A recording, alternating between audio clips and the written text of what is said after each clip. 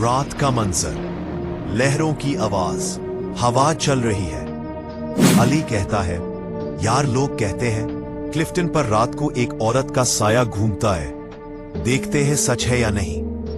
अचानक पीछे से आवाज आती है, अली।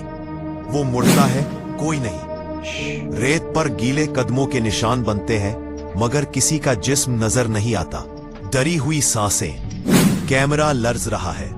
वो बोलता है, कौन है, सामने आओ। समंदर का पानी अचानक जोश मारने लगता है और इसी में से एक औरत निकलती है, सफेद लिबास में, लंबे बाल, आंखें स्याह।